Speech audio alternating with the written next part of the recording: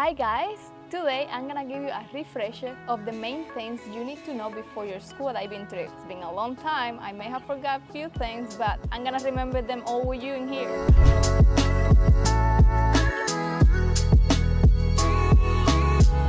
First thing, I forgot how freaking heavy these things are. I have been scuba diving for many years now, and I have been lucky enough to scuba dive in so many places of the world like US, Cuba, Hawaii, Maldives, Dubai, Bahamas, and so many coming soon. But today, for this refresher, we're gonna scuba dive in my pool. Let's start by going over the equipment that you're gonna need for a scuba dive.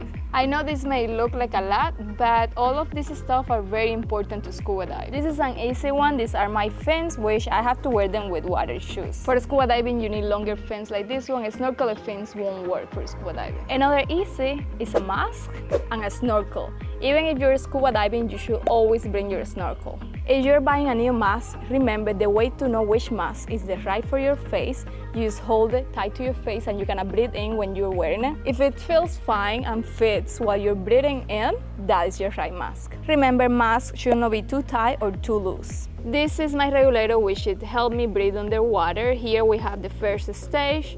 Here we have the second stage, which is the thing that I put in my mouth. And then this is the second alternate stage, which it helped me share oxygen with my body in case of an emergency. Here we can lock it into dive. Here we can regulate how much air we need to get. This is the part where I lock with my mouth. And here we press this to let air escape.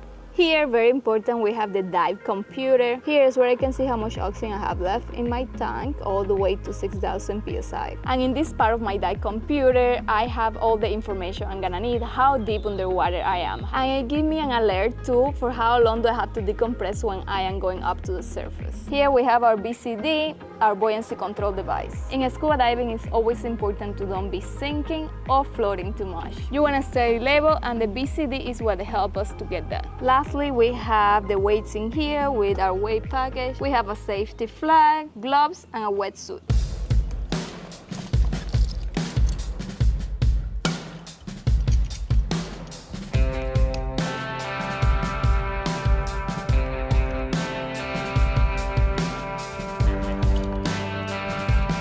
Now that we have our regulator and BCD attached to our tank, we're gonna do our safety check for the air. We just do it upside down like this. Okay, it's good. A sniff test, so we make sure our oxygen doesn't smell weird. We're also gonna test our alternate secondary. And let's confirm that our tank is full at 3,000 psi. Alright guys, I am all strapped in and ready to do a scuba dive in my pool. As you can see, I have my wetsuit on. I know we're in Florida, but I get cold easy. While we're in the pool, we're gonna go over some hand signals and some important things that all scuba divers should know.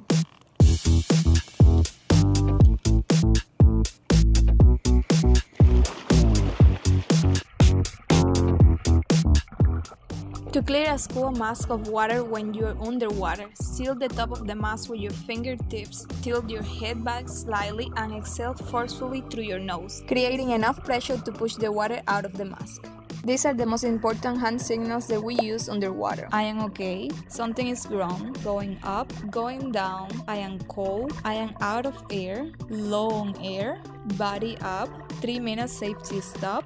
How much air do you have? 1,500 psi, 800 psi, and the most important one, shark. You can safely remove your regulator underwater by first pointing the mouthpiece downwards to prevent free-flowing water, then replace the regulator in your mouth and clear by either exhaling sharply or using a push button. In a scuba diving emergency where a diver runs out of air, they need to share air with their body. The best practice is to share the octopus, which is designed for this purpose. It's time to go up, inflating our BCD, and we don't need a safety stop. And this is the hand signal that we use outside the water to let the boats know that we're okay.